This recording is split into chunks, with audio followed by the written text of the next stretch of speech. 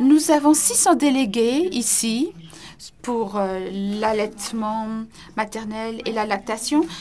Si vous allez à une autre conférence sur la neurologie, il y aura des milliers de participants.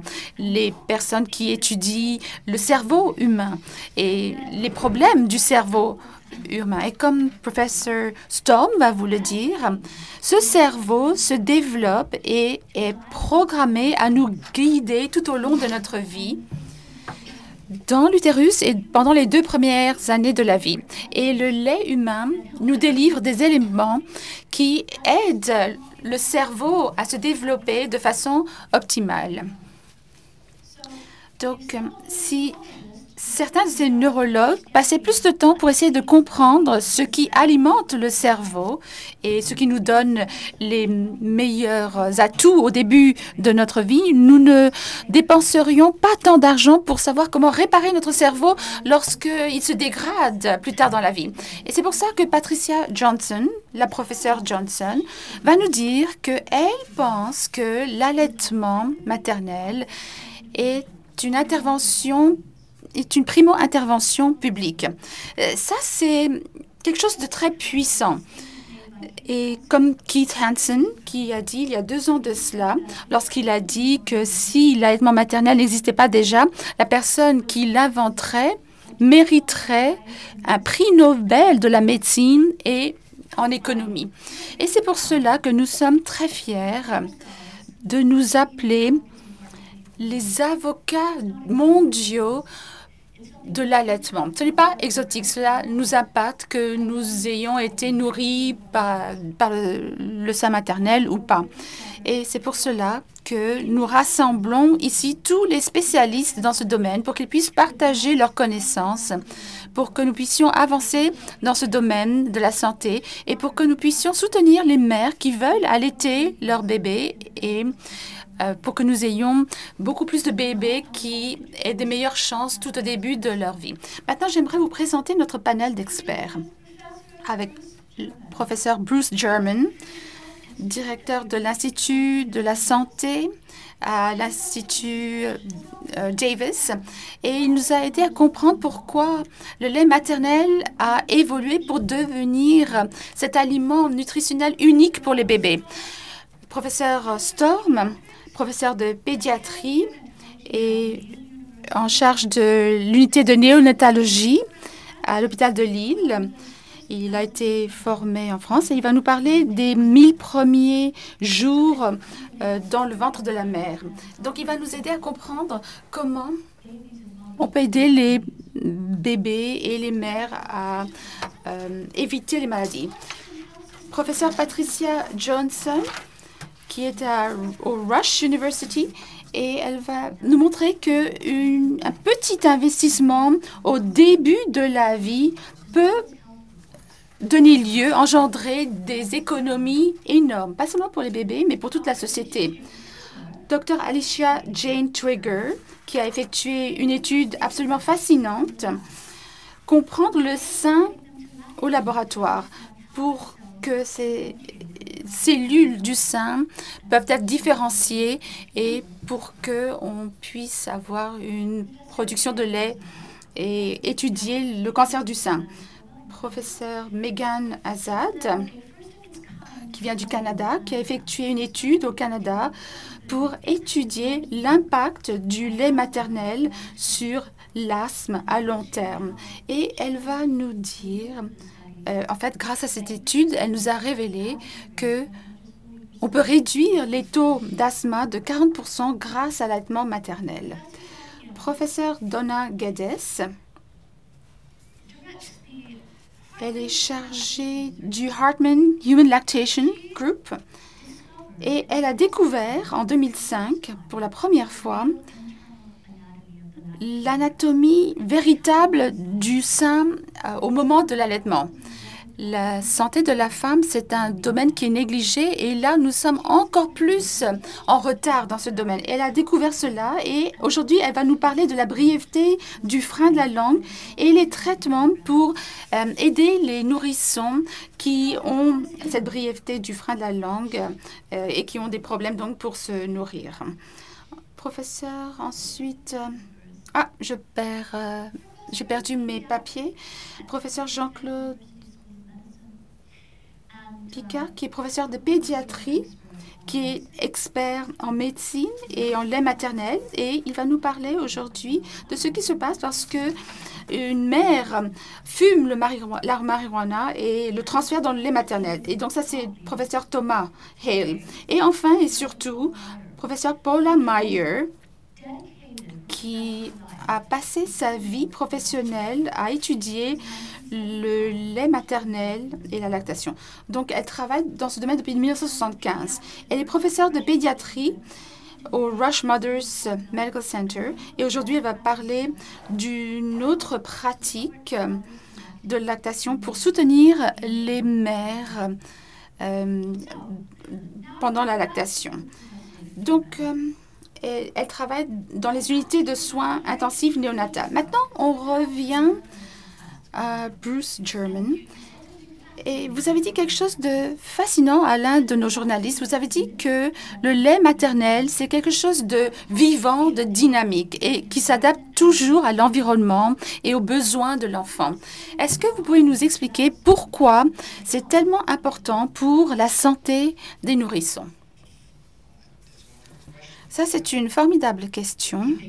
Nous pensons que l'histoire de l'évolution de la lactation, c'est le modèle parfait en termes de nutrition. La façon dont le lait change selon la demande, selon le nourrisson qui grandit, cela nous donne beaucoup d'informations sur la façon dont la santé du bébé peut s'améliorer. Pas à long terme seulement, mais à chaque minute. Nous n'avions pas d'outils pour faire des recherches dans cette dimension temps, mais maintenant, plus on étudie le lait, plus on voit qu'il y a une communication directe entre la mère et le nourrisson. Le lait est vivant, il y a des entités vivantes dans le lait qui aident le bébé, qui changent constamment. Et c'est cet aspect dynamique que nous avons pu apprécier. Et le terme lait ne nous fait pas comprendre vraiment la complexité de ce processus de nutrition, parce que le lait, c'est une chose, mais si ce lait change sans cesse, ça, c'est tout à fait différent. Le lait nous apprend comment nourrir tout le monde et pas seulement les nourrissons. Oui, ce n'est pas juste le lait qu'on achète au supermarché.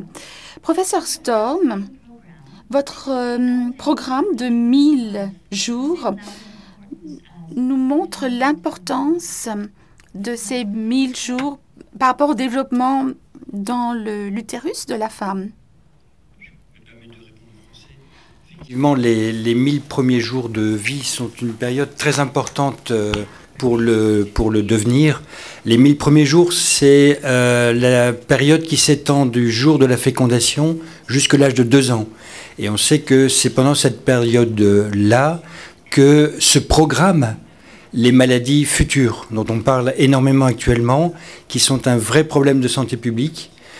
La majorité des maladies chroniques lourdes de l'adulte, qui vont des maladies allergiques, l'obésité, le diabète, les pathologies dégénératives comme la maladie d'Alzheimer, les cancers hormonosensibles, la prostate et le sein notamment, ne surviennent pas par hasard à 50, 60, 70 ans. Ces maladies sont programmées dès la période néonatale et la période périnatale des 1000 premiers jours. En fait, c'est pendant cette période-là que se mettent en place les germes de ces maladies futures. Et ces germes sont mis en place par l'environnement, les facteurs de l'environnement. C'est un peu nos gènes, c'est un peu génétique, mais la majorité de ces problèmes sont programmés en période périnatale par l'environnement. Et donc le message fort qu'on voudrait passer aujourd'hui, c'est qu'effectivement, il faut absolument préserver cette période des 1000 premiers jours, donc la femme enceinte, la femme qui allaite, jusqu'à l'âge de 2 ans, parce que ça impacte beaucoup la santé future. Et il y a des moyens.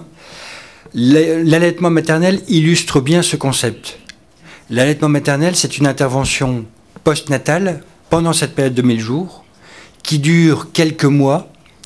Et on sait maintenant que cette intervention va avoir un énorme impact sur le devenir de l'enfant. Ça réduit un certain nombre de ces maladies chroniques dont on vient de parler et dont on reparlera cet après-midi. Thank you. Merci.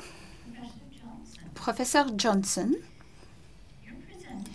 vous allez nous parler de l'allaitement maternel en tant que primo-intervention publique, en tant que vaccin. Est-ce que c'est juste? Oui, c'est exact. Cela signifierait donc qu'il faudrait considérer l'impact de l'allaitement maternel comme quelque chose de public. Oui, il y a des preuves au niveau économique, c'est-à-dire que ces interventions au tout début de la vie améliorent les capacités, pas tout au long de l'enfance, mais également lorsqu'on est adulte. Et donc, ces interventions font des différences, pas seulement pendant les 2 premières années, pendant l'enfance. Investir dans ce lait maternel, il faut vraiment le faire dès le début pour les nourrissons et cela améliore le développement neurocognitif, cela réduit les besoins de santé et les bénéfices s'accumulent pas seulement pendant l'enfance, mais tout au long de la vie d'une personne, même lorsque cette personne est adulte. Dr. Twigger, vous voulez qu'il y ait plus de seins allaitants dans les unités pédiatriques. Donc, est-ce que vous pouvez nous expliquer cela et comment est-ce que ces cellules du sein deviennent anormales? On va essayer de comprendre la lactation au niveau cellulaire. Il est surprenant de voir qu'on ne sait pas comment le sein fabrique ce lait et qu'est-ce qui contribue aux changements massifs qui ont lieu pendant la grossesse. Donc, les mini-seins, comme on aime les appeler, ce sont des organoïdes, ce sont des petites structures qu'on peut cultiver à partir d'une monocellule et leur structure est vraiment semblable à ce que l'on trouve dans le sein. Lorsqu'on parle d'un sein, en fait, ce sont des petits spectres, mais on peut les voir au microscope et on peut comprendre comment ces cellules s'organisent. On peut étudier comment le lait peut être produit en rendant ce modèle fonctionnel et comprendre la lactation. Donc, c'est ça notre objectif, c'est de simuler ce qui se passe dans le sein de l'adulte pendant la lactation. Et nous essayons de faire cela au niveau cellulaire en cultivant des cellules. Ça, c'est vraiment un sujet fascinant. Le fait que le lait maternel peut empêcher une maladie qui ne peut pas encore être guérie. Il y a 235 000 personnes qui souffrent partout dans le monde et ce chiffre augmente. Pouvez-vous nous expliquer pourquoi c'est une première étude là-dessus et qu'est-ce que cela signifie en tant que nature de cette recherche? Oui, j'ai travaillé sur cette étude CHILD qui s'appelle le Canadian Health Infant Longitudinal Development Study. Et là, on voulait voir l'origine du développement de l'asthme. Donc, on a entendu de notre collègue français que les 1000 premiers jours étaient très importants et ces maladies incluent l'asthme. L'asthme, c'est une maladie chronique chez l'enfant et comme vous l'avez dit, il n'y a pas de façon de prévenir la maladie, de façon de guérir cette maladie. Donc, j'ai travaillé avec des chercheurs au Canada pour essayer d'adresser ce problème. Et il y a un peu de génétique et nos gènes, bien sûr, sont impliqués. Et en même temps, l'asthme s'est vraiment développé durant les dernières générations. Il y a beaucoup plus d'enfants. Ces enfants deviennent des adultes qui souffrent d'asthme. Nous savons que les gènes sont impliqués, mais il y a quelque chose dans l'environnement qui déclenche cette épidémie. Donc, on essaye d'étudier l'environnement tel que la pollution de l'air, mais il y a également la nutrition, ce que nous mangeons et comment nous alimentons nos bébés. Donc, cette étude s'est concentrée sur la bactérie GAP. On voit que c'est très important pour le développement de ces maladies chroniques, donc ces cellules intestinales. Et les enfants avec différentes bactéries intestinales sont plus à risque de souffrir d'asthme. Donc, pourquoi est-ce qu'ils ont ces mélanges de bactéries intestinaux? Et la différence, c'est dans ce que nous donnons aux bébés. Et les bébés, lorsqu'ils sont nourris au sein, ils ont des bactéries différentes dans les intestins. Donc, il faut comprendre ce concept. Ce qu'on voit, donc, c'est ces bébés dans cette étude de Child qui sont nourris exclusivement au sein ont moins de risque d'avoir des sifflements respiratoires au début. Et vous savez que ces sifflements respiratoires mènent à l'asthme plus tard. Et on continue à suivre ces enfants. Il y en a 35 000 qui participent à notre étude. Et maintenant, ils ont 5 ans, ils continuent à grandir et nous allons apprendre beaucoup de choses sur ces bébés, lesquels vont développer l'asthme, voir si ils ont été nourris au sein ou pas. Donc, on va rentrer dans les détails. On ne va pas juste répondre oui ou non. Donc, il y a beaucoup de recherches dans le monde sur l'allaitement maternel. Et on essaie de voir combien de temps ils ont été nourris au sein, quels aliments ont été introduits quand. Et la partie la plus intéressante de cette étude, d'après moi, c'est que nous avons recueilli des échantillons de lait de ces mères et on essaie de les voir et on essaie de voir dans ce tissu dynamique ce qui peut aider l'asthme. Et le lait n'est pas stérile. Cela contient des microbes vivants et c'est important. On essaie de regarder les oligosaccharides qui sont fascinants. Ce sont des glucides dans le lait que les bébés ne digèrent pas. Donc, les gens les ont ignorés. Ils pensaient que ce n'est pas important si les bébés ne les digèrent pas. Mais maintenant, nous voyons que les bactéries dans les intestins digèrent ces polysaccharides. Donc, on les étudie et on étudie les hormones, les acides. Le lait, c'est vraiment incroyable. C'est pas juste une chose. Il contient plein de composants et ils ne sont pas les mêmes dans tous les mères. C'est ça qui est fascinant. C'est différent pour chaque femme.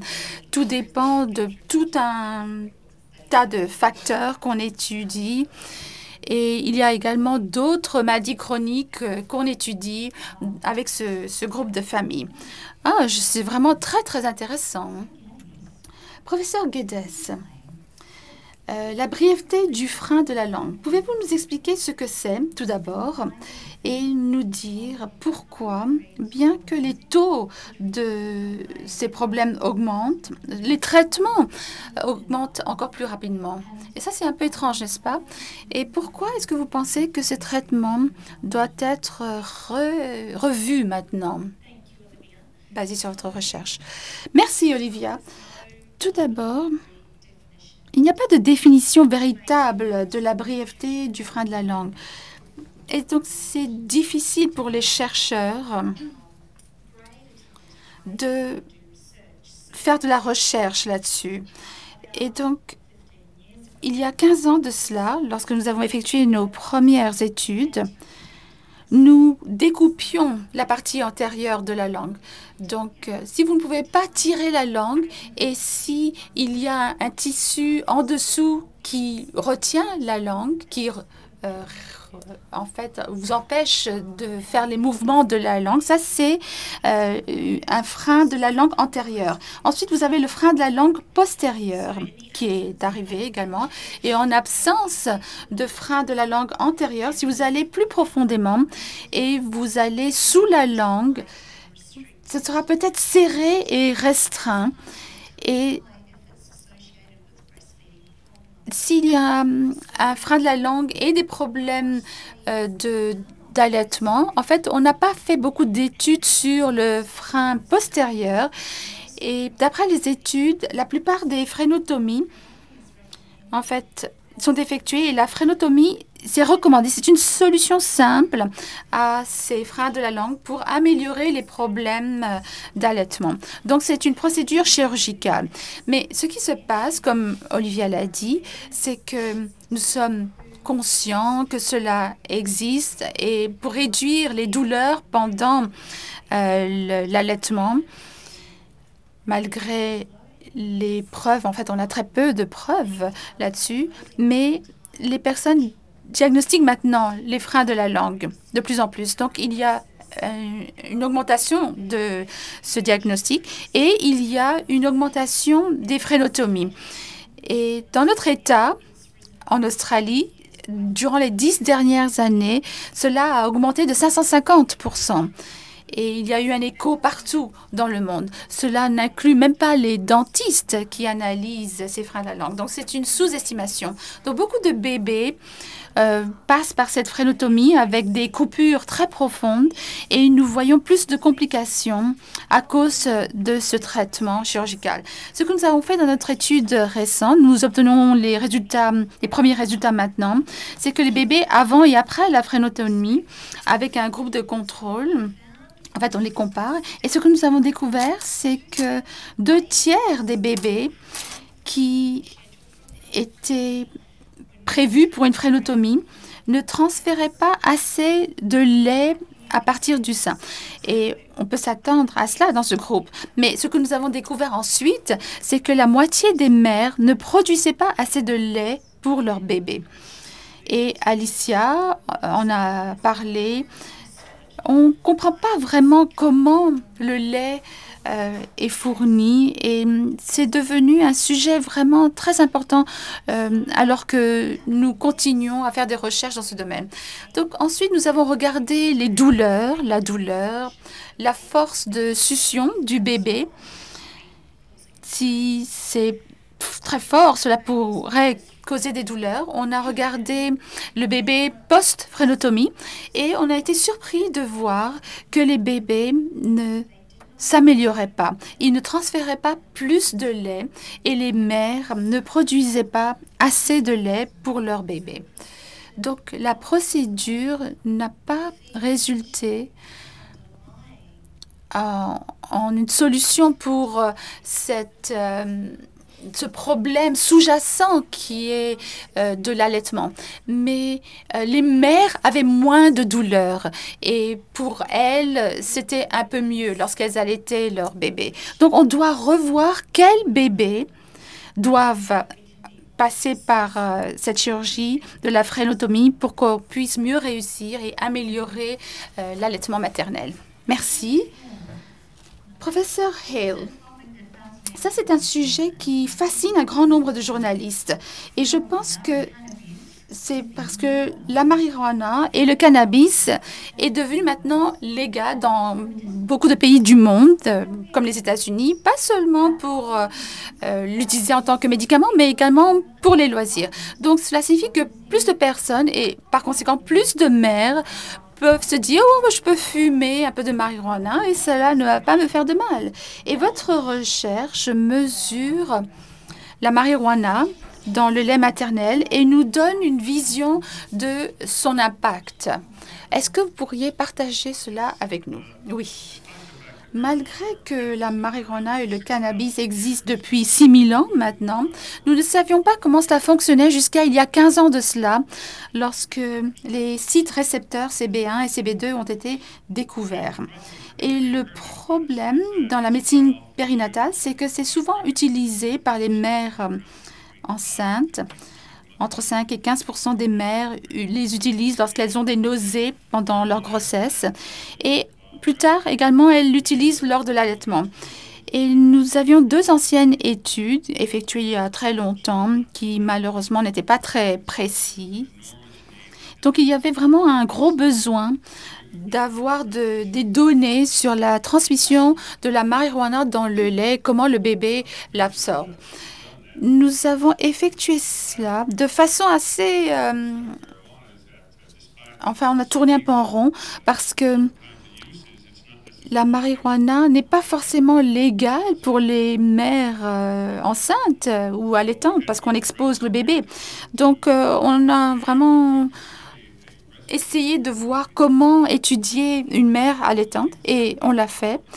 Et j'ai quitté le Texas et je suis allée au Colorado pour le faire parce que là-bas, c'est légal. Et nous avons publié des données. Les données sont très bonnes, très intéressantes. Et je pense que ce sera très intéressant dans tout ce domaine. Et nous allons pouvoir conseiller des femmes sur les doses qu'elles peuvent prendre pour que les doses soient faibles pour les bébés. Cela peut nous aider. Je ne dis pas que la marijuana, c'est une bonne idée pour les mères enceintes ou les mères allaitantes. Non, je dis pas ça du tout. Mais il y a beaucoup d'hystérie associée à toutes ces drogues. Tout ça, c'est souvent faux. Et le sein, c'est vraiment un organe très intelligent et il peut empêcher certaines drogues d'entrer dans le lait. Donc, on essaie de regarder toutes les drogues, pas seulement le cannabis, mais d'autres composants qui font partie de ce système des cannabinoïdes. Merci beaucoup. Et maintenant, nous allons donner la parole au professeur Mayer. Vous allez nous présenter une nouvelle norme qui a été mise en place par le Rush Mothers Milk Club. Alors, je crois qu'il y a plusieurs obstacles aux soins, en unité de soins intensifs liés à la lactation et l'allaitement. Et donc, vous allez nous en parler un petit peu et nous expliquer ce que vous faites dans ce domaine. Oui, je vais essayer. Je vais faire de mon mieux. J'avais une grande équipe de recherche sur le lait humain, une équipe de recherche clinique. Et en fait, cette recherche a des applications cliniques directes, justement. Et depuis plusieurs années, une équipe de recherche a reçu des fonds pour voir quels étaient les résultats en matière de coûts de proposer à des enfants prématurés du lait de leur propre mère, des enfants à petit poids de naissance, à moins de 1,5 kg, qui étaient très prématurés. Et donc, dans cette recherche, il y a eu une étude de cohorte prospective. Nous avons vu qu'il y avait une relation entre la réponse et la dose en fonction de la teneur en lait maternel que les nourrissons recevaient sur plusieurs périodes de temps pendant leur présence dans l'unité de soins intensifs néonatales. Et on s'est aperçu qu'il y avait un certain nombre de complications dues à la naissance prématurée qui étaient évitées. Par exemple, les maladies de l'intestin, des infections, des maladies de Crohn qui pouvaient être évitées. Et nous avons aussi observé une diminution dans le risque de maladies du développement. Lorsque les bébés ont reçu ce qu'on appelle une dose élevée pendant une longue période de temps au lait de leur mère, eh bien, tous ces inconvénients pouvaient être évités. Et le Dr Johnson fait partie de notre équipe et nous avons étudié avec lui un certain nombre de choses liées à ces complications. Et nous avons notamment étudié l'aspect financier, les réductions de coûts potentiels liés à l'utilisation du lait maternel. Et grâce à ces données, nous avons vu que le lait de la mère, le Mother's Own Milk, le MOM comme on l'appelle là, il faut que ça soit le lait de la mère de l'enfant parce que du lait humain issu d'une mère donneuse n'aura pas le même effet. Hein. Ça peut être utilisé comme instrument de substitution au lait de la mère si elle n'est pas disponible, comme une substitution à court terme, bien sûr. Ça peut réduire aussi les entérocolites, mais n'a aucun effet sur les autres complications. Donc il faut que ça soit vraiment le lait de la mère. Donc en conclusion, les bébés, les nourrissons ont besoin du lait de leur maman. Mais s'ils sont nés à tout petit poids de naissance, s'ils sont en unité de soins intensifs, eh bien, il y a un certain nombre d'obstacles qui empêchent la mère de produire beaucoup de lait sur une période de temps. Donc, nous avons une équipe qui a étudié pas seulement les résultats et les coûts, mais une équipe de transition qui a aussi étudié les barrières, les obstacles qui ne permettent pas aux mères de fournir des doses élevées de lait maternel. Et donc, j'en parlerai tout à l'heure ou demain au cours de ma présentation. Et je dirais que même si les données sont impressionnantes et apportent des conclusions vraiment concluantes justement sur la production du lait humain, eh bien, on a parfois l'impression qu'on met un petit peu trop de pression sur les femmes en leur expliquant qu'il est très important pour elles de produire du lait pour pouvoir le donner à leur bébé. Et puis, ce qu'on voit aussi, c'est que il y a la pompe à lait et que les petits bébés, ces nourrissons qui sont nés prématurément, n'ont pas la possibilité d'extraire le lait eux-mêmes. Donc, il faut que ces femmes puissent extraire le lait grâce à une pompe à la place du nourrisson. Et très souvent, pendant deux mois et demi, 3 mois suite à la naissance. Et donc ça, c'est un domaine qui n'a pas été suffisamment étudié. Et évidemment, il faut continuer à travailler là-dessus. Les mères ont besoin de soutien dans ce domaine parce qu'évidemment, elles ont ces obstacles physiques dont on vient de parler, mais elles ont aussi ce nourrisson qui est né prématuré, qui un jour va très bien et puis qui le lendemain voit son état se dégrader. Donc ça, c'est aussi très important. Nous avons mis en place un programme où on s'occupe d'aider la mère et ça, c'est fait par des mamans qui elles-mêmes ont vécu cette période de naissance d'un enfant prématuré et qui sont bénévoles pour aider les mères à qui ce problème arrive par la suite. Et puis, il y a aussi des assistances technologiques qu'on peut utiliser.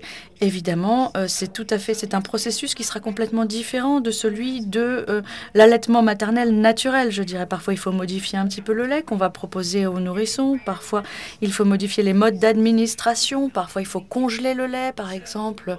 Donc ça nécessite un petit peu de la technologie et donc ça entraîne des obstacles économiques dont parlera le Dr Johnson. Mais moi, je m'intéresserai surtout à la façon dont on peut dépasser ces barrières avec des exemples de notre programme du Rush Mother's Milk, où 98% des nourrissons nés avant terme reçoivent le lait de leur maman. Voilà, j'ai beaucoup de questions à poser moi-même, mais je voudrais quand même laisser la parole aux journalistes qui sont présents dans la salle s'ils ont des questions à poser, bien sûr. Et puis les journalistes aussi qui nous regardent en ligne, en live stream, parce qu'il y a un live chat qui a été mis en place également. Donc, on va maintenant passer aux questions. Qui souhaite poser la première question?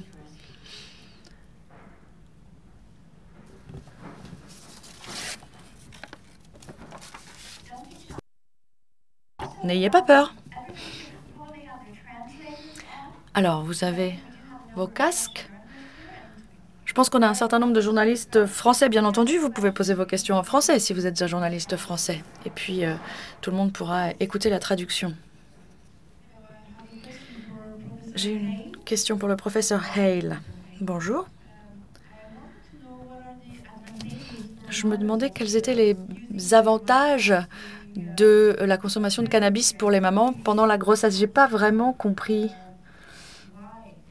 Pourquoi est-ce que une femme enceinte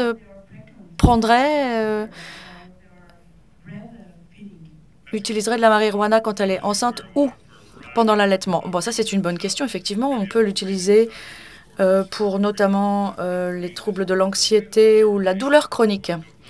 Alors, la majorité probablement l'utilise pour combattre les nausées et les vomissements du début de la grossesse. Mais évidemment, c'est illégal. Il y a beaucoup de questions liées à la marijuana, au cannabis, mais on ne peut pas nier le fait qu'il y a quand même un certain nombre d'aspects positifs.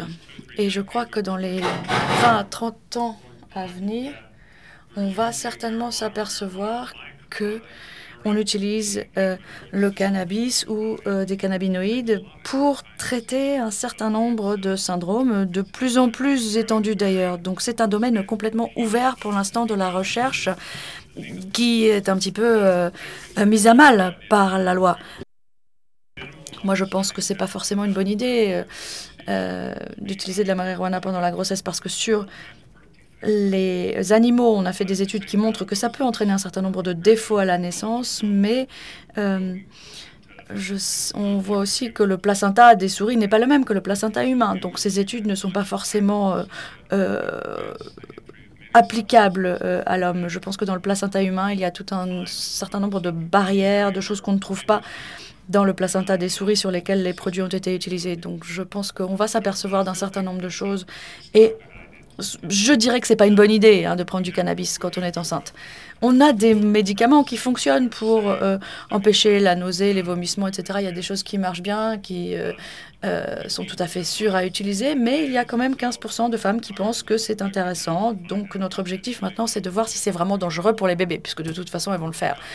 Donc il va falloir s'intéresser à l'aspect juridique pour pouvoir vraiment commencer à étudier tout ça. Moi, je peux pas étudier les effets du cannabis dans mon état, dans l'état dans lequel je travaille. Donc il faut d'abord dépasser les obstacles juridiques et puis ensuite on pourra essayer d'étudier ce qui se passe chez ces femmes et l'impact sur leurs enfants.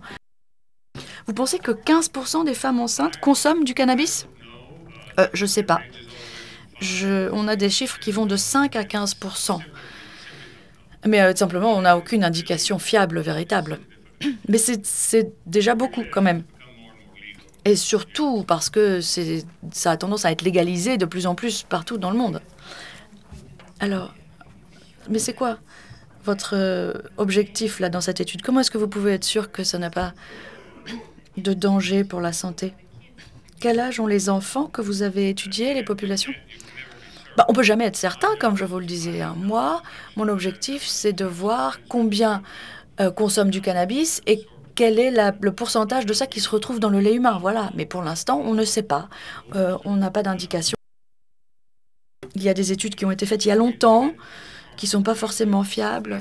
Donc, on essaye de faire les choses de la façon la plus fiable et la plus sûre possible. Bien sûr, on contrôle la dose, on contrôle ce que font les femmes, etc., pour voir combien va se retrouver dans le lait maternel. Dieu merci, c'est pas un chiffre très élevé, mais je peux pas vous en dire beaucoup plus, parce que c'est une étude qui n'a pas encore été publiée, il y a un embargo dessus, donc je peux pas vous en dire vraiment plus là-dessus. Mais la bonne nouvelle, c'est qu'on pensait qu'on retrouvait beaucoup du cannabis dans le lait humain, et finalement pas tant que ça. C'est une étude, la dernière étude qui a été réalisée a été faite en 1994, donc je pense qu'il y a eu beaucoup de choses qui n'ont pas été forcément très très bien faites. Alors, il va falloir évidemment attendre les résultats de cette nouvelle étude.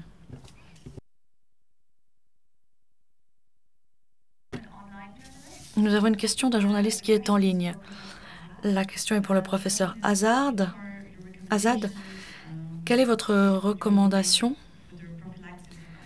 pour la prophylaxie de l'asthme? Et quels sont les ingrédients du lait maternel qui sont importants pour la protection contre l'asthme? Alors, vous savez que l'Organisation mondiale de la santé a recommandé l'allaitement. De nombreux pays ont adopté cette recommandation.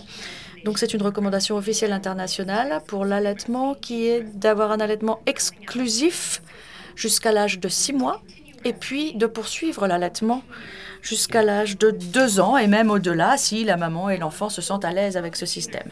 Alors, ce qu'on voit, c'est qu'évidemment, il y a des preuves scientifiques qui vont dans ce sens, donc c'est plus qu'officiel.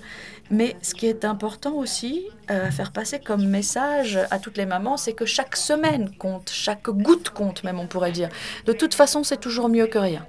Et donc, évidemment, il y a des mamans qui regardent cette recommandation et qui vont se dire « 6 mois d'allaitement exclusif, ça va jamais marcher, il faut que je retourne travailler, je ne peux pas de toute façon. » Et parfois, elles abandonnent. Donc, je crois que le message important à faire passer, c'est de voir que oui, les nourrissons qui reçoivent du lait maternel jusqu'à 6 mois ont une réduction de l'asthme, des toux, etc., mais que de toute façon, 3 mois, c'est déjà bien. Ça comporte déjà des bénéfices considérables par rapport à rien. Et donc, je suis en faveur de cette recommandation de l'OMS, mais je dois dire que chaque goutte fait une différence et que tout ce que peut faire chaque maman sera bénéfique pour son enfant. Tant qu'elle peut allaiter, elle allaite et tout allaitement, si petit fut-il, sera toujours meilleur que rien. Alors, pour ce qui est des ingrédients, ça, c'est une question à laquelle on n'a pas vraiment de réponse pour l'instant parce qu'on est toujours en cours de recherche. Mais nous étudions les microbes. La flore intestinale, par exemple, les bactéries intestinales sont importantes pour la prévention de l'asthme. Donc, nous avons des études, l'étude Child notamment, qui a montré qu'il y a un certain nombre de bactéries intestinales qui ne sont pas présentes chez un certain nombre d'enfants qui développent un asthme par la suite. Donc, il y a peut-être un certain nombre de ces bactéries qui viennent du lait maternel ou qui viennent des oligosaccharides du lait, etc. Donc, ça, c'est vraiment très intéressant. Les microbes, les oligosaccharides, c'est à ça qu'on s'intéresse pour l'instant. Il y a d'autres choses qu'on va commencer à étudier aussi. Par exemple, les psilocaïnes, ce sont des molécules dans le lait qui ont un effet sur le système immunitaire. Les bébés, quand ils naissent, n'ont aucun système immunitaire, donc c'est le lait qui leur apporte leurs anticorps et puis un certain nombre d'autres substances qui vont les aider à développer leur immunité, leur système immunitaire. L'asthme, c'est un dysfonctionnement du système immunitaire. Donc, il y a un certain nombre de choses que nous étudions. Ce n'est pas un ingrédient spécifique, bien entendu, ça sera tout un panel d'ingrédients qui se trouvent dans le lait humain et que les bébés vont recevoir lorsqu'ils sont allaités. C'est assez complexe à étudier, les dynamiques entre toutes ces substances. Oui, oui. En fait, quand j'ai commencé, je me suis rendu compte que c'était relativement exotique. On ne pensait pas que c'était exotique au départ, mais c'est un grand puzzle. Et c'est pour ça que nous avons des équipes pluridisciplinaires, plurisectorielles, qui étudient tous ces éléments pour essayer de reconstruire le puzzle du lait maternel. Parce que c'est dans la nature humaine, bien sûr, de vouloir toujours simplifier, de dire quel est l'ingrédient unique qu'il faut que nos bébés reçoivent. Mais c'est pas comme ça que ça marche. C'est pas aussi simple que ça, malheureusement. Vous aviez dit que vous recueillez des échantillons de toutes ces femmes, en particulier celles qui ont un historique d'asthme. Oui, bien sûr, c'est un des points essentiels de notre recherche. Nous avons des mères au sein de l'étude qui sont elles-mêmes asthmatiques, qui ont des allergies. Et donc, on a vu que l'allaitement maternel était particulièrement bénéfique pour les enfants de ces femmes-là. Parce que, évidemment, leurs bébés ont déjà un risque supérieur à cause de leur historique familial. Ils ont une prédisposition à l'asthme. Et ce sont ces bébés qui semblent bénéficier le plus de l'allaitement, justement, parce qu'ils sont plus exposés au risque. Et donc, l'allaitement réduit le risque. Et si on regarde la littérature, il y a d'autres études qui montrent qu'en fait, on n'est pas sûr que l'allaitement maternel soit vraiment bénéfique pour les enfants qui développent de l'asthme, mais c'est peut-être parce que on n'avait pas pris en compte le nombre de femmes qui souffraient déjà d'asthme. Donc, si on prend le nombre de femmes asthmatiques, eh bien, on voit que l'allaitement a un impact favorable sur les enfants. Si on prend la population générale, peut-être qu'il n'y a pas un avantage énorme, mais c'est parce qu'il n'y avait pas de risque accru déjà au départ, forcément. Donc c'est très important, parce que si vous faites une étude qui conclut qu'il n'y a pas d'avantage, pas de bénéfice, ben, c'est peut-être pas le bon message que vous allez faire passer. C'est pour ça que nous avons ces nouvelles études avec de nouvelles réponses qui seront apportées. Je pense que c'est vraiment important et ça sera un message positif à faire passer aux femmes asthmatiques. C'est très important que ces femmes-là en particulier allaitent leurs enfants si elles le peuvent, parce que ça va avoir des effets positifs à long terme sur leurs enfants. Est-ce qu'on a une autre question? Il y a une autre question qui vient du live chat pour le professeur Johnson. Est-ce que vous pouvez donner des chiffres économiques sur le coût de la santé réduit par l'allaitement? Alors, pour ce qui est des enfants nés à terme et des enfants prématurés, des enfants qui sont en soins intensifs, il y a de plus en plus de recherches qui tendent à démontrer qu'il y a un avantage économique certain. Si on regarde les enfants nés à terme, les bénéfices tout au cours de l'enfance et de l'âge adulte, il y a des économies de frais médicaux qui sont dues à une réduction des hospitalisations d'urgence et d'autres interventions médicales non nécessaires, je dirais, ainsi que tous les coûts non médicaux associés aux parents qui n'ont pas besoin de rester auprès de leurs enfants, de prendre des jours de congé, etc. Donc, ça dépend de la maladie chronique qu'on étudie. Alors, il peut y avoir des infections des voies respiratoires, des otites aiguës. Et le coût, donc les économies de coûts, varient bien entendu au niveau médical et non médical. Alors maintenant, pour ce qui est des enfants en soins intensifs, les prématurés, ceux qui sont nourris avec le nez de leur mère, les économies financières sont beaucoup plus visibles, beaucoup plus immédiates, bien entendu. Dr Myers parlait d'une réduction du risque aussi de maladies chroniques, telles que la dysplasie bronchopulmonaire, les maladies pulmonaires, les maladies intestinales, etc. Et donc en dollars américains. Alors évidemment, ça sera peut-être un petit peu moins dans les autres pays, mais aux États-Unis, ces maladies augmentent évidemment le coût jusqu'à 40 000 $ américains par an. Et donc, évidemment, l'utilisation du lait maternel a un impact sur la morbidité, sur les maladies et aussi sur l'aspect financier, bien entendu, et sur le coût du traitement de toutes ces maladies. Est-ce qu'on a une autre question? Bien. Alors, pendant que vous réfléchissez, moi, je voulais poser une question aussi au professeur Azad. J'aimerais savoir si vous avez observé que le lait maternel d'une mère asthmatique était différent de celui des autres mères qui ne souffrent pas d'asthme. Alors, c'est intéressant. Pour l'instant, on n'a pas vu de différence dans les microbes que l'on retrouve. Alors, ça va être intéressant quand on étudiera les facteurs immunitaires, parce qu'évidemment, là, il y aura forcément des différences. Mais nous nous sommes intéressés à cela parce que on a observé un effet différent. C'est parce qu'il y a des études qui ont été publiées qui nous indiquent que le lait est peut-être différent chez les femmes asthmatiques, peut-être qu'il est moins bénéfique pour les enfants, etc. On a vu que le lait, par exemple, de mères obèses était moins bon pour leurs enfants que le lait de mère à poids normal, etc. Donc on va faire des études épidémiologiques et on va voir comment ça peut marcher. L'allaitement naturel, de toute façon, que la maman soit obèse ou pas, a un effet positif sur la prévention de l'obésité. Alors, pour l'asthme, il y a un effet positif, même encore plus positif. Donc, je crois que c'est une question importante, évidemment. Il faut faire attention aux messages qu'on donne aux femmes si on leur dit votre lait n'est pas bon, n'est pas assez bon, etc. Parce que, comme on l'a dit, le sein, les glandes mammaires humaines sont très intelligentes et arrivent à personnaliser le lait pour chaque bébé et à permettre de répondre aux demandes de l'enfant. Est-ce qu'il y a d'autres questions? J'ai une question pour Bruce German.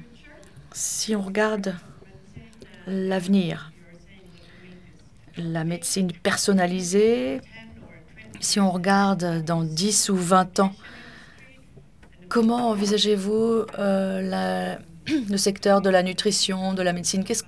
Quel avenir vous voyez pour cette dynamique ici du lait maternel? Alors, nous étudions le lait pour étudier la nutrition en général. Et le lait nous dit plusieurs choses qui, évidemment, sont pertinentes pour les nourrissons. Et je pense que vous serez tous d'accord avec moi autour de la table pour dire que le manque de soutien pour les femmes et pour les bébés est un gros problème dans nos sociétés. Je crois qu'il faut vraiment avoir un système qui nous permette d'encourager les femmes à allaiter leurs enfants et à rester dans ce système. Mais alors, que nous dit le lait qui va être intéressant à utiliser dans les années à venir? Eh bien, les recherches médicales se sont intéressées aux maladies et au traitement thérapeutique de ces maladies. Mais la prévention, on n'y a pas pensé. Qu'est-ce que la prévention? Comment est-ce qu'on fait de la prévention? Et là, on touche au cœur de ce que fait le lait. Le lait, c'est un système vraiment de prévention. Le lait va nous aider à comprendre comment on peut intervenir très tôt pour prévenir, dans la plupart des cas, un certain nombre de pathologies. Et là, je crois que le lait est vraiment un outil magnifique. Il y a quelque chose d'autre qui est vraiment intéressant avec le lait maternel. On regarde les différences. Il y a un test, pour l'instant, que nous mettons en place, de savoir si vous avez une maladie ou si vous ne l'avez pas. D'accord? Oui ou non. Et en fait, il faut voir ce qui est possible pour éviter la maladie. Si j'ai le contrôle sur ma santé, qu'est-ce que je fais? Qu'est-ce que je peux faire? Et donc, si on regarde la lactation des mammifères, par exemple, eh bien, à chaque fois, on voit qu'il y a une adaptation des espèces. Et donc, je pense que le lait humain va probablement nous aider à changer la façon dont nous envisageons la nutrition et l'alimentation dans sa totalité pour pouvoir mieux contrôler notre santé. Alors, je voudrais rebondir là-dessus, professeur German. Est-ce que vous pourriez nous parler de ces choses vraiment spectaculaires et incroyables que le lait nous permet de faire? Alors, si on prend des exemples au cours de l'histoire, une des histoires les plus intéressantes, c'est une histoire canadienne. C'est le phoque. Il s'agit d'une espèce de phoque qui naît sur les icebergs dans l'Atlantique dans le nord de l'Atlantique, au milieu du territoire des ours polaires. Donc le bébé phoque, évidemment, est une proie de choix pour les ours polaires, dans un environnement très très hostile. Et on a la lactation qui résout ce problème, parce que le lait ne dure que 4 jours, mais pendant ces 4 jours, la maman phoque transfère à son bébé phoque 7 kilos de graisse par le biais du lait maternel. Et à la fin des 4 jours d'allaitement, le bébé fait 7 kilos de graisse en plus qu'à sa naissance. Et donc cette graisse, c'est véritablement du carburant, parce que maintenant, le bébé phoque, grâce à ce lait, peut sauter dans l'eau, peut nager, et il a ce carburant qui va lui durer des semaines et des semaines, et donc il ne sera plus à la merci des ours polaires. Donc c'est véritablement un système de carburant, un système qui permet la vie. Qu'est-ce que c'est que ce carburant? Eh bien, c'est finalement un avitaillement, si vous voulez, à tout moment, où on veut, quand on veut, l'allaitement. Et c'est ça aussi que l'allaitement fait pour les bébés humains. Et donc, pouvoir contrôler le moment où vous vous approvisionnez en carburant et le faire en tout lieu, je pense que c'est quelque chose d'incroyable, de très précieux. Si, par exemple, vous dites, l'enfant veut jouer avec son père et papa dit « Oh non, non, je suis fatigué, je jouerai avec toi ce week-end. » Alors, si on peut construire aussi notre alimentation comme ça peut être intéressant pour répondre vraiment aux besoins au moment où ils arrivent, pour déterminer les priorités aussi des besoins. C'est ça qui se passe avec la lactation et avec l'allaitement humain. Et je pense que ça, c'est très intéressant. Alors, où est-ce qu'on en est dans l'application justement de ça? Comment est-ce qu'on peut faire de cela un plan nutritionnel et alimentaire pour les adultes sur la base du lait maternel? Ah, c'est une question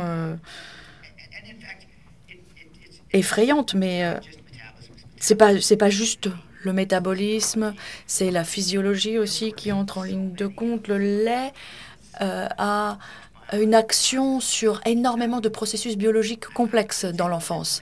Et donc, je dirais que d'ici à 10 ans, en particulier pour des applications très, très pertinentes et très, très pratiques, par exemple le contrôle du système immunitaire, on aura probablement des choses qui seront accessibles. En tout cas, c'est à ça que moi, je m'applique. Mais ça concerne aussi l'humeur, ça concerne aussi le sommeil, des choses auxquelles on pense même pas maintenant. Mais si on pouvait contrôler tout ça, bien entendu, avoir une influence sur tout ça, ça serait très important.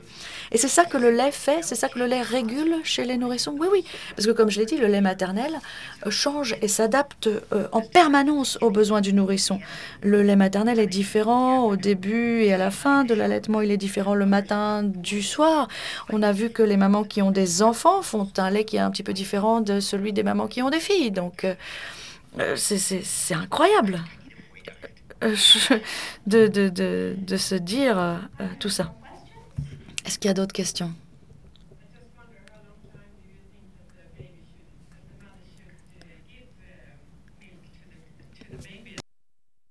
Combien de fois est-ce que vous pensez qu'il faut allaiter? Est-ce que vous pensez qu'il faut prolonger cette période? Est-ce que vous pensez que c'est 2 ans, 3 ans? Quelle est votre recommandation?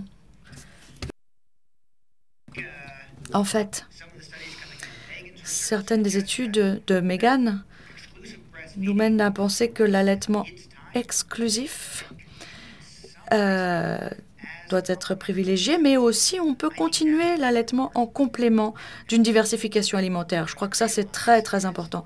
Et on va voir qu'un petit peu de lait humain sur une période un petit peu prolongée, c'est quelque chose de très, très bénéfique. Et ça veut dire qu'il va falloir envisager le lait maternel de façon différente, mais ça va aussi avoir un impact sociologique. L'histoire des primates et de la lactation nous montre que l'allaitement se poursuit sur des périodes de temps assez étendues chez un certain nombre d'espèces. Et en fait, les humains ne sont pas forcément ceux qui ont la lactation la plus longue. L'orang-outan a une période d'allaitement et de lactation qui est bien plus longue. Et donc, c'est parce que c'est nécessaire, parce que les orang-outans se nourrissent de façon très très complexe.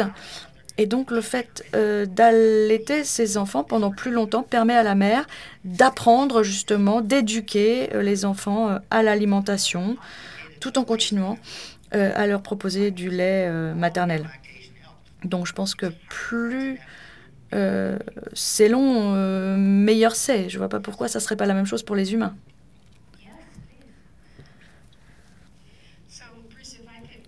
Alors, Bruce, je voulais juste ajouter quelque chose là-dessus.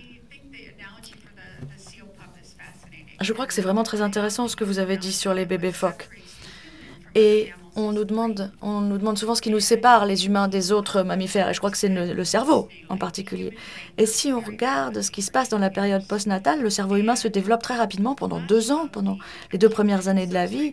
Et donc, la plupart des choses qui s'accumulent dans le cerveau, c'est de la graisse. Et donc, l'idée que les 2 premières années de la vie sont cruciales pour l'allaitement, je pense que c'est très important. Si on regarde ça du point de vue du développement, ça coïncide aussi avec la protection des femmes enceintes, etc. Donc, je pense que le lait est très bénéfique pour les nourrissons, mais aussi pour les mamans. Et c'est pour ça que je pense qu'il faut insister sur 2 ans. Parce que le cerveau est un organe clé. Et si on se compare avec les autres mammifères, par exemple, ces petits bébés phoques qui absorbent autant de graisse par le biais du lait maternel, il y a très très peu de protéines dans ce lait par rapport à d'autres mammifères. Et, parce que les protéines sont associées à un gain de poids rapide. Et donc, si on a trop de protéines dans le lait humain, eh bien, l'enfant va prendre du poids trop rapidement. Et ça sera peut-être un problème aussi pour la prise de poids ultérieure. Donc, c'est peut-être pour ça que le lait humain est faible en protéines, parce que le lait... En fait, comme vous avez dit tout à l'heure, le lait définit ses priorités. Et la priorité chez le bébé humain, c'est de développer le cerveau. Chez d'autres mammifères, le cerveau aussi peut être important pour pouvoir, par exemple, vous permettre d'échapper à vos prédateurs. Et vous avez peut-être à ce moment-là plus de protéines pour pouvoir gagner du poids plus rapidement. Donc le lait humain, je crois, vous donne du carburant métabolique pour votre cerveau, pour le cerveau, le développement du cerveau humain. Et donc, c'est très important le type de substrat qui va permettre au cerveau de se développer de la façon la plus adéquate. Donc, je crois que le lait humain est véritablement fait tout d'abord pour permettre le développement du cerveau. Et donc, comme il est faible en protéines, eh bien, il a aussi la fonction de réduire le risque de prise de poids rapide très tôt dans la vie, qui est un facteur de développement de l'obésité. Et donc, je pense que de ce point de vue-là, c'est tout à fait positif. Je voulais vous poser une question à vous tous en ce qui concerne le rôle, les progrès, la fonction de l'homme, le mâle, dans la lactation, l'allaitement maternel. Est-ce qu'on devrait faire plus de recherches sur ce rôle, cette fonction, voir différentes perspectives? Que pensez-vous de cela? Je ne sais pas qui pourrait le mieux ou la mieux répondre à cette question. Oui, c'est une très bonne question. C'est pas juste une question d'allaitement maternel, de lactation. Il y a le rôle du père également. Étudier les maladies. On se concentre sur les mères, font les mères pendant la grossesse, comment elles allaitent, comment soutenir les mères, etc. Mais les pères jouent un rôle très important. Et on le voit ça à partir de divers éléments. Il y a en Australie un groupe qui développe une application qui s'appelle Milkman pour les hommes, pour leur enseigner les bénéfices de l'allaitement maternel. Donc, il y a pas mal de données sur l'efficacité de tout cela. C'est presque comme un jeu. Ils peuvent gagner des points pour soutenir le partenaire, etc. Et c'est très important. Je reviens d'une visite on a étudié une cohorte en Angleterre. Ces bébés sont nés en 1991, donc ce ne sont plus des bébés. Et on a regardé toutes les questions, toutes les données de cette étude. Et je serais vraiment intéressée d'analyser une chose parce qu'on a posé les questions et on n'a jamais regardé les informations. Mais on a demandé à tous les pères de cette étude une série de questions sur l'allaitement, ce qu'ils en pensaient, est-ce que c'était important, est-ce que c'est un problème. Et on a posé la même question aux mères. Donc, il y a pas mal de preuves sur les mères, les perceptions, les intentions derrière l'allaitement et ce que cela traduit dans ce qu'ils font. Mais c'est important de voir ce que les pères pensent également. C'est très important. Et c'est ce que nous allons rechercher maintenant à l'avenir. Et cette application est vraiment très, très populaire à Perth, en Australie. Les chercheurs font cela et je leur ai dit, j'espère que vous leur donnez les points principaux, c'est-à-dire qu'il faut qu'ils fassent la vaisselle. Parce que ce n'est pas une question d'encourager, d'allaiter pour les bébés, mais d'aider la femme. Il y a des recherches anthropologiques et elle ne parle pas du dyade, mais du triade. Il y a des changements physiologiques hormonaux chez le père lorsqu'il y a l'allaitement maternel. Et ceci a un impact pour protéger la mère et son nourrisson. Et nous savons, d'après des études, qu'il existe des choses très puissantes pour encourager l'allaitement maternel. Et donc, obtenir le soutien du père, de l'homme, tout au long de ce voyage, c'est extrêmement important. Et c'est pour cela que c'est bien de faire des recherches dans ce domaine. Et je pense que c'est en Allemagne, parce qu'en Allemagne, ils boivent beaucoup de bière, n'est-ce pas? Et il y a quelqu'un qui a effectué une étude et ils ont parlé de l'allaitement maternel dans une taverne. Et ça a eu beaucoup de succès. Donc, il faut que toute la population soit intéressée par cette lactation humaine. Et je pense qu'on réussirait mieux plutôt que de ne cibler que la femme. Parce que chaque personne dans ce monde est affectée par cet allaitement maternel. Très bien dit. Donc, il faut qu'il y ait des soirées dansantes sur l'allaitement maternel. Eh bien, pour répondre à votre question, en termes de traduire cette évidence en tant que nouvelle unité de soins, en fait, nos soignants qui s'occupaient des familles dans cette unité de soins intensifs néonatales, en fait, il y avait un conseiller pour l'allaitement masculin. Donc, c'était un soignant et lui, il travaillait avec les pères sur ce qu'ils devaient faire, eux, pour soutenir la lactation chez les mères qui étaient dans ces unités de soins intensifs.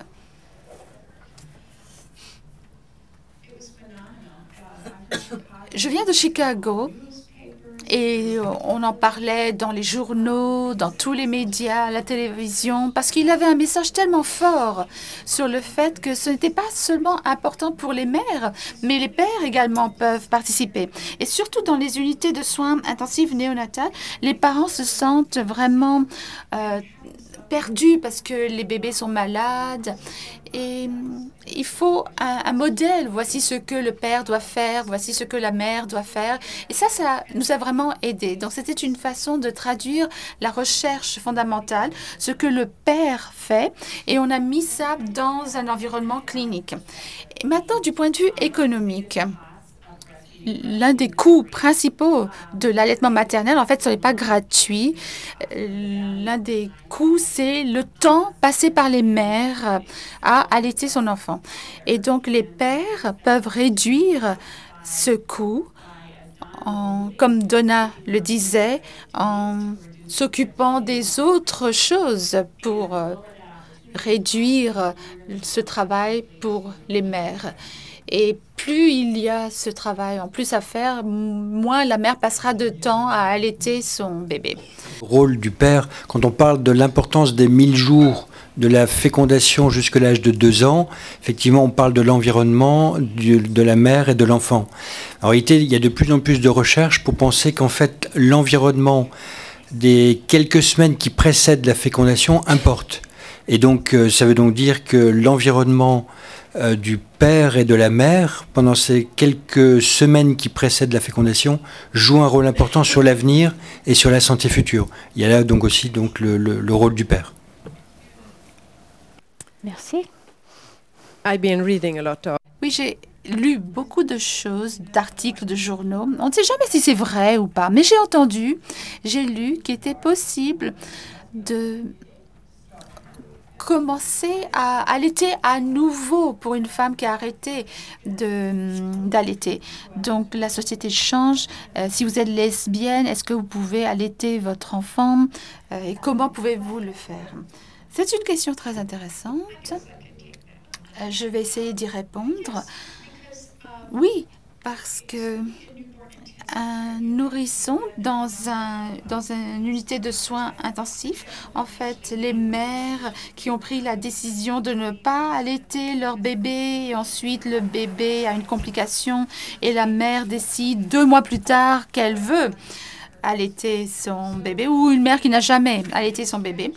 La stratégie pour cela, c'est que la mère devra stimuler son sein en utilisant une pompe à lait. Et en même temps,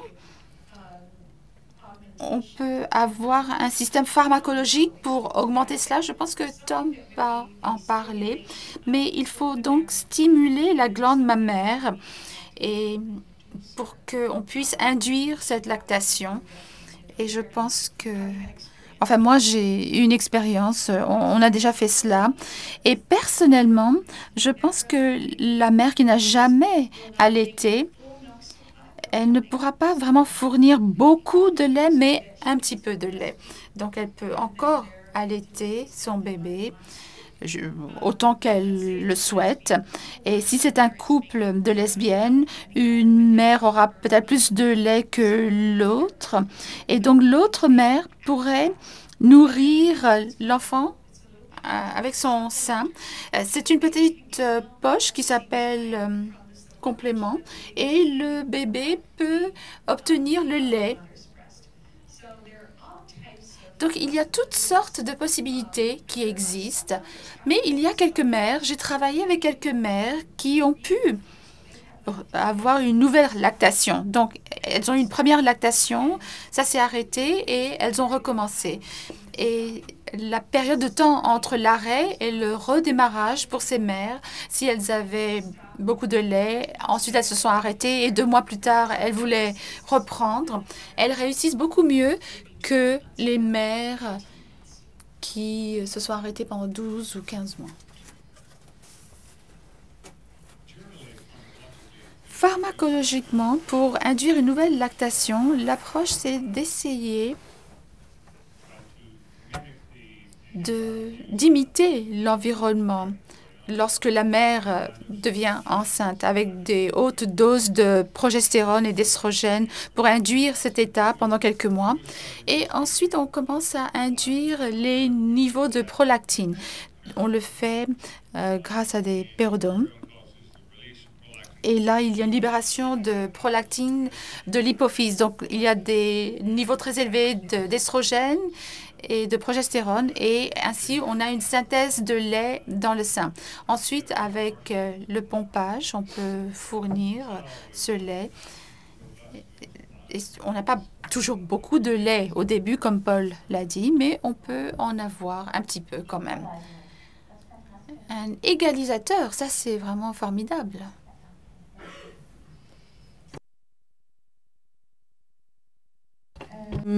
En voyant là tous les avantages indéniables de la lactation humaine sur la santé, moi je me pose toujours la question, pourquoi est-ce qu'en France, mais visiblement aussi ailleurs dans le monde, les professionnels de santé ne sont pas plus investis dans le soutien à la lactation humaine? Parce que nous, ce qu'on constate par exemple en France, c'est que certes, il y a de l'aide à la maternité ou ailleurs, mais il y a encore beaucoup de mauvais conseils, il y a encore beaucoup de professionnels qui ne sont pas suffisamment informés. Et donc, il y a un manque de soutien. Et surtout, on se demande pourquoi est-ce qu'il n'y a pas des équipes uniquement dédiées au soutien à l'allaitement au sein de toutes les maternités, voilà, ou toutes les unités néonatales. En France, c'est très hétérogène.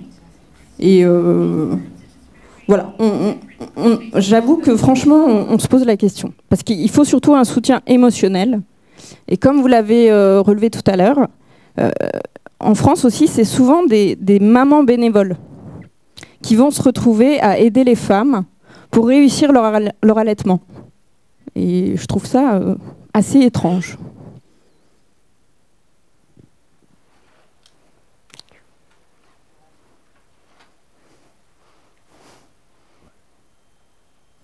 Okay. If you look worldwide, Si vous regardez dans le monde entier, il y a ce problème mondial, c'est-à-dire les femmes n'obtiennent pas tout le temps la même ou la bonne information, malgré le fait que beaucoup de données soient disponibles. Et l'une des préoccupations des soignants, si vous lisez toute cette littérature, c'est que c'est considéré comme une décision personnelle et ils ont l'impression qu'ils ne doivent pas influencer cette décision. Donc, on dit aux mères, c'est une décision personnelle, ou le docteur dit, on vous recommande d'allaiter. Et la mère pourrait dire, mais je pense que je n'aurai pas assez de lait, ou j'ai déjà essayé auparavant, cela n'a pas fonctionné.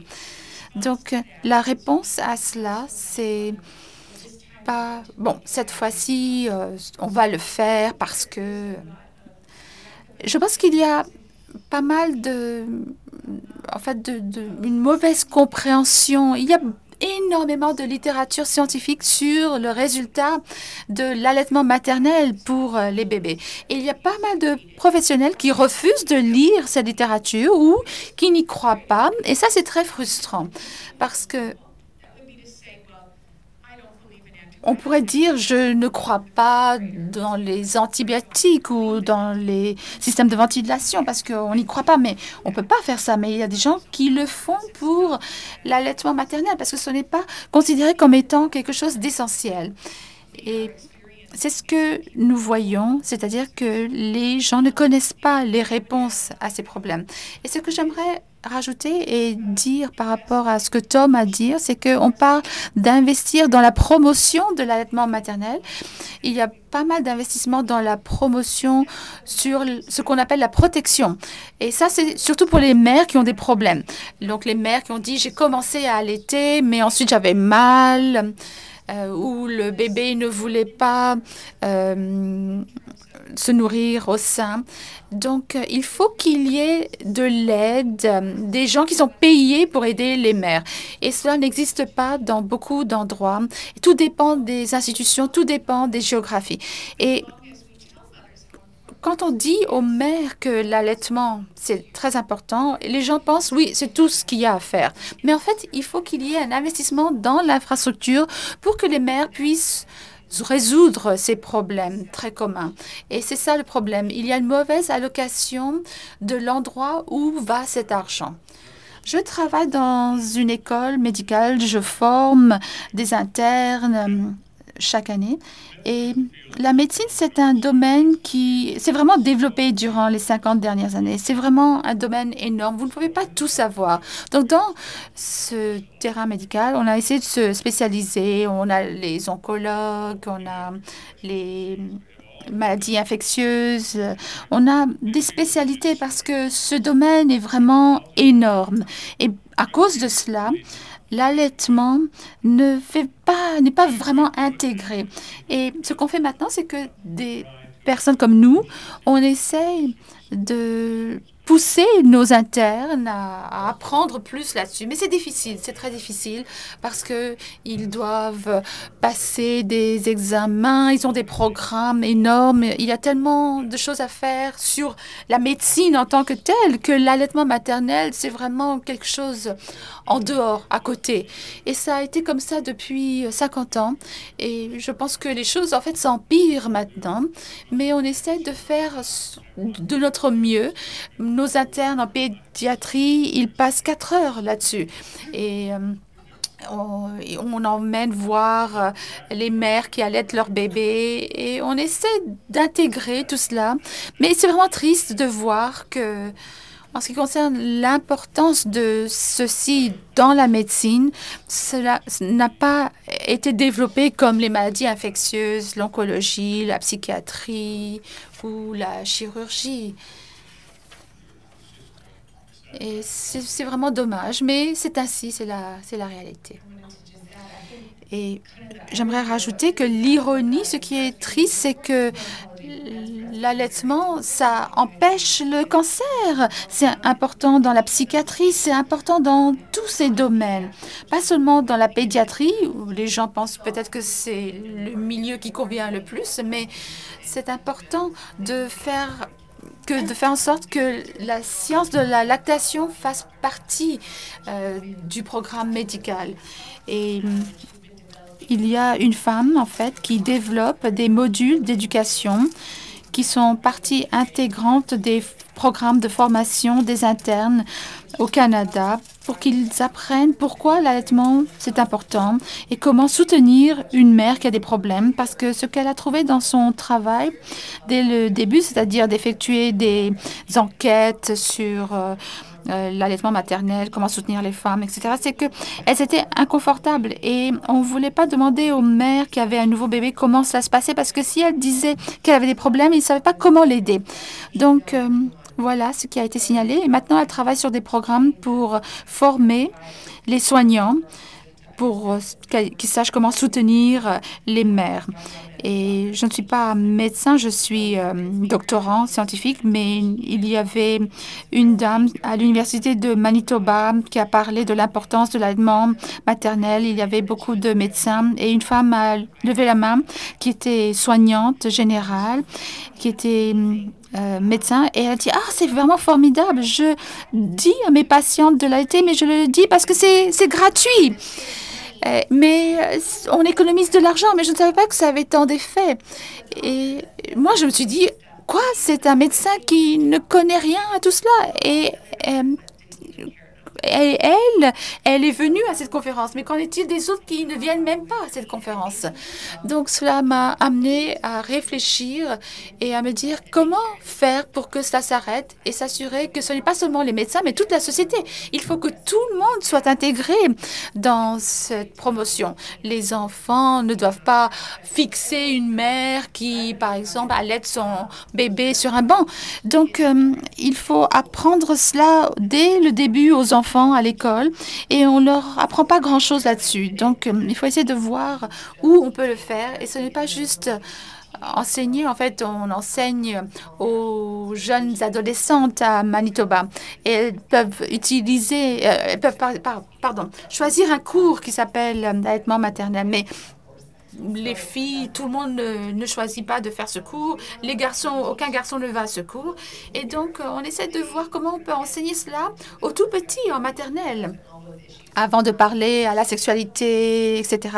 On peut leur apprendre et leur dire, voilà comment les bébés mangent. Et je pense que c'est vraiment très important. Désolée, c'était une réponse très longue. Merci, professeur Storm. Pour rebondir sur la question que vous posiez tout à l'heure, il y a une vraie hétérogénéité d'une maternité à l'autre, surtout en France. Et en France, les taux d'allaitement sont pas très bons. Il apparaît que sur le terrain, en pratique, ce qui pose problème, c'est l'hétérogénéité des connaissances entre les différents soignants, puéricultrices entre elles, médecins entre eux, un investissement différent. Et le fait de former un petit groupe de personnes consultantes en lactation, par exemple, ne suffit pas. On le voit sur le terrain, ça ne suffit pas parce que ça n'empêchera pas que les messages puissent être différents dans une même maternité. Et s'engager dans des programmes labellisés de type initiative Hôpital Ami des bébés est probablement le meilleur moyen pour harmoniser le programme et la connaissance et la formation. Globalement, tout le monde signe une charte de base de connaissances et les messages qui sont diffusés ne sont pas discordants d'une personne à l'autre. Alors après, il y a des personnes expertes dans le domaine qui sont des personnes ressources, mais globalement, tout le monde a le bon niveau. Et là, ça permet effectivement, dans cette maternité IHAB, d'avoir des taux d'allaitement qui sont élevés. Voilà, donc l'initiative hôpital ami des bébés, c'est aussi quelque chose qui est très attractif. Les mamans commencent à savoir qu'effectivement, dans ces maternités, il y a un bénéfice à aller accoucher dans ces maternités parce qu'ils auront des bons conseils pour l'allaitement. Donc c'est aussi quelque chose qui devrait inciter les maternités à s'engager dans ce type de programme. Non, ça diffuse, il y en a plus. Il y en a 40 là, en France, dont une maternité universitaire. Donc ça va commencer à bouger. Et dans la région Hauts-de-France, d'où je viens, c'est l'ensemble des maternités des Hauts-de-France qui vont s'engager dans le programme. Thank you. Merci. Je voudrais rajouter à cela, je pense que l'un des problèmes principaux, c'est que les gens doivent comprendre comment ces bénéfices sont transmis à la mère en termes de risques, de cancer, de diabète qui baissent. Et comment est-ce qu'on peut avoir ces bénéfices, comprendre cela, comprendre ce qui se passe dans le sein, c'est ce qu'on essaie de faire. Cela nous donnera plus d'informations pour encourager toute une autre population pour qu'ils encouragent l'allaitement maternel. Oui, les personnes disent qu'ils n'y croient pas. Hein. Ils disent, et en comprenant comment cela se passe, on aura les preuves et il faudra qu'ils y croient. Donc, moi, je pense que c'est très bien d'avoir ces maternités amies des bébés. Mais si on regarde en général, le risque de lactation, c'est surtout dans les 2 premières semaines. Et les mères des nourrissons prématurés ou nés à terme, en fait, il y a énormément de changements. Il y a une transition dans le sein et ils se préparent à sécréter du lait et avoir un seuil en ce qui concerne ce lait. Et cela se produit durant les 2 premières semaines. Et c'est pendant ces 2 premières semaines que les mères qui ont des facteurs de risque doivent être identifiées. Parce que comme Donald a dit, le problème, ce n'est peut-être pas le frein de la langue ou c'est peut-être la femme n'a pas assez de lait. Et c'est à ce moment-là que les femmes ont mal ou trop de lait. Donc, cette période de temps courte, si on regarde la littérature, c'est à ce moment-là qu'il y a cet allaitement ou pas. Donc, on doit faire une espèce de priorité en ce qui concerne les ressources et c'est à ce moment-là qu'il faut qu'il y ait une priorité. Il faut établir la fourniture de lait de la mère, il faut qu'elle pompe. Et c'est pendant ces 2 premières semaines, ce sont les 2 premières semaines les plus importantes. Et notre programme scientifique fondamental, en fait, on doit trouver des mesures pour les mères à risque. Donc, un adulte peut prescrire des antibiotiques, mais malgré les preuves, ils peuvent déterminer l'infection et prescrire le meilleur antibiotique. Et on peut mesurer le transfert de lait dans le bébé très facilement. On ne peut pas suivre l'allaitement de chaque femme parce que beaucoup de femmes ont des problèmes pour allaiter leur bébé. Donc, on doit la soutenir. Pas seulement un soutien émotionnel, mais des mesures pour lui montrer ce qui se passe dans son sein. Et si cela ne va pas bien, il faut essayer de faire en sorte qu'elle puisse le faire de façon réussie. Et c'est très important avec ce système médical que nous avons d'avoir toutes les ressources nécessaires dans ce système qui doivent être utilisées pour aider la mère allaitante. Et ces systèmes n'existent pas, ne font pas encore partie de cela. C'est très intéressant. Est-ce que vous avez d'autres questions? Moi, j'ai une question pour rebondir là-dessus. Vous parlez de la formation des équipes médicales partout dans le monde.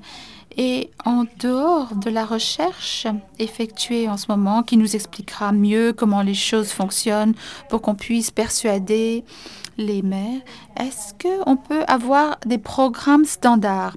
Voilà, voici votre programme standard. Vous devez apprendre le minimum là-dessus si vous allez travailler avec des mères et leurs bébés. Est-ce que j'en demande trop là? Dans les écoles médicales, c'est très difficile de faire cela parce que chaque minute de leur temps est programmée et intégrer d'autres choses, c'est très difficile. Moi, je le fais comme ça, avec certains professeurs de mon service. S'ils ont du temps libre, j'en parle. Mais avoir un programme dans les écoles médicales, ça nécessitera vraiment un effort majeur. Et nos équipes, nos étudiants médicaux reçoivent des informations parce que nous effectuons des recherches scientifiques sur la lactation. Donc, on doit faire beaucoup plus de recherches dans les universités, avoir plus d'argent là-dessus. Et à ce moment-là, la profession médicale sera plus intéressée, je pense, pour que cela devienne un sujet plus attrayant dans leur programme, parce que vous aurez des experts qui regarderont la pathologie, l'épidémiologie, etc. Donc, en mode furtif, si je puis parler de la sorte. Moi, j'aimerais rajouter que, pour revenir à ce que Megan disait, il existe une tendance dans les écoles d'infirmerie, en médecine, dans les livres, de ne pas avoir juste 1 heure de classe sur l'allaitement dans les maternités, mais d'intégrer la science du lait humain dans le programme. Donc, on parle des maladies métaboliques, le rôle du lait maternel pour protéger contre ces risques. Je pense qu'il existe une tendance. C'est quelque chose dans les écoles d'infirmières. Et pour les soignants, on se concentre sur cette éducation interdisciplinaire pour que les gens puissent apprendre les uns avec les autres en même temps et comment mettre son bébé au sein. Et pour les médecins, la prévention et le comportement. Donc, il faut réduire ces silos entre ces spécialités. Oui, enlever ces silos, éliminer ces silos. Ce n'est pas juste enseigner comment mettre le bébé au sein, mais enseigner comment allaiter un bébé tout au long de notre vie. Donc, en tant que médecin, comme Tom l'a dit, ils apprennent plein de choses sur l'écologie, les maladies métaboliques. Et il faut qu'ils apprennent également l'allaitement maternel. Et voici les facteurs de risque pour le diabète. Et là, il y aura quelque chose sur ne pas avoir été allaité par le lait maternel. Et donc, je pense qu'avec l'éducation des médecins, avec ce type d'intégration et avec les infirmières, je pense que c'est vraiment quelque chose d'interdisciplinaire. Ils doivent apprendre tout cela dans ces cours même, toutes ces choses fondamentales. Donc, vous pouvez faire des cours sur l'allaitement maternel et la lactation si c'est votre spécialité, mais intégrer le contenu scientifique parce que vous ne pouvez pas plus dire « Ah, moi, je ne pense pas que ce n'est pas important ». Si vous vous dites « Cela peut réduire les risques de toutes ces complications », vous voyez que c'est important. Et vous ne pouvez plus dire que cela n'a plus d'importance. Évidemment, c'est la médecine néonatale qui est en première ligne là-dessus, hein, parce que, comme on vient de le dire, on reconnaît maintenant la différence entre la vie et la mort peut tenir à l'allaitement maternel chez un nouveau-né. Il y a un certain nombre de maladies. Et donc, dans nos unités de soins intensifs néonatales, on fait beaucoup d'éducation, on apprend aux étudiants à s'intéresser à la lactation. Donc, les unités de néonates sont véritablement l'endroit où on peut commencer à faire cette éducation. Merci. Bien, on s'approche de la fin, alors je voudrais laisser la porte ouverte à une dernière question éventuellement. Peut-être que ça sera la dernière. Et puis ensuite, il y aura des entretiens en tête-à-tête avec les journalistes qui sont encore ici et qui le souhaitent. Très brièvement, est-ce que vous pensez que l'Organisation mondiale de la santé doit mettre à jour ses recommandations sur l'allaitement maternel? Et est-ce que vous pensez que les politiques aussi, dans les différents pays du monde, vont pouvoir faire rentrer en vigueur ces recommandations justement dans leur pays? Est-ce que c'est important ou pas de les mettre en place pour les politiques publiques? Alors, mon commentaire là-dessus, c'est que j'ai rencontré des personnes de l'OMS qui s'occupent de ces programmes et je sais que l'OMS réévalue les preuves existantes sur une base continue, hein, évidemment, pour savoir s'il faut mettre à jour leur politique ou pas. Je pense que la période d'allaitement exclusif, pour l'instant, l'OMS recommande 6 mois. Et bien entendu, les preuves vont dans le sens d'une durée supérieure. Mais je crois que tout ce qui est des allergies, dont on a parlé tout à l'heure, quand est-ce qu'il faut introduire la diversification alimentaire, en particulier des aliments allergènes, par exemple les cacahuètes? À quel moment est-ce qu'il faut les introduire? Eh bien, on a des preuves qui montrent que peut-être commencer une introduction de ces aliments plus tôt, ça pourrait permettre de réduire les allergies en toute petite quantité, bien entendu. Alors, l'OMS dit maintenant que il faudrait commencer la diversification alimentaire à 5 mois, etc. Donc là, il y a des recherches en cours pour pouvoir voir comment il faut modifier les recommandations de l'OMS. Mais peut-être que c'est pas la diversification alimentaire en ajoutant, en introduisant petit à petit des aliments. Est-ce qu'il faut arrêter l'allaitement exclusif? Bon. Ça, c'est des choses, je sais, sur lesquelles l'OMS est en train de travailler.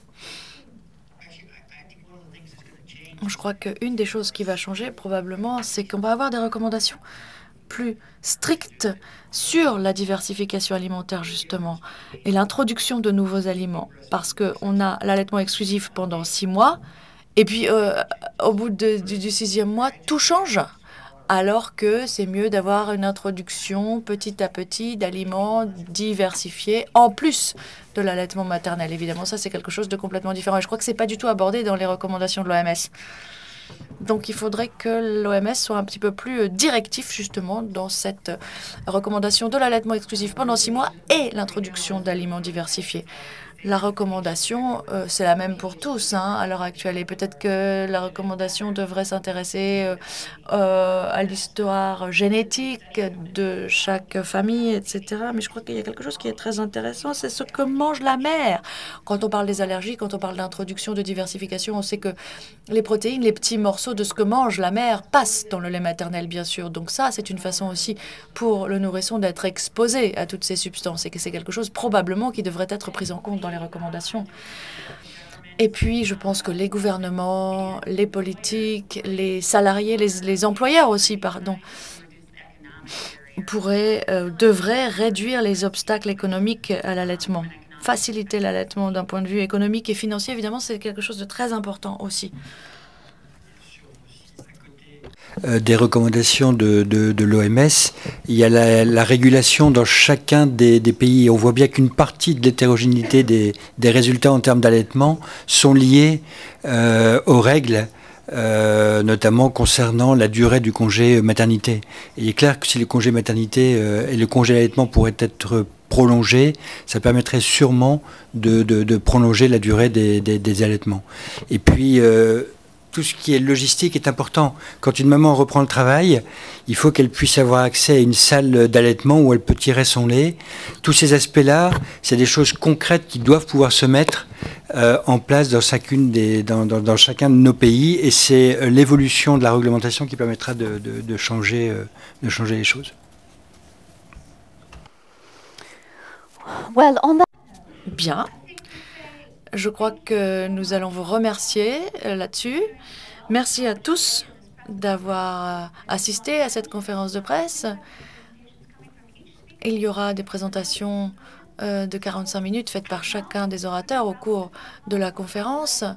Je voudrais maintenant inviter les journalistes à s'adresser aux différents orateurs. Je les remercie d'ailleurs de s'être rendus disponibles. Et donc maintenant jusqu'à 11h30, midi, disons, vous avez la possibilité de poser des questions en tête-à-tête à chacun des médecins présents. Je vous remercie beaucoup et je vous souhaite une très bonne journée avec énormément d'informations que vous allez glaner. Merci.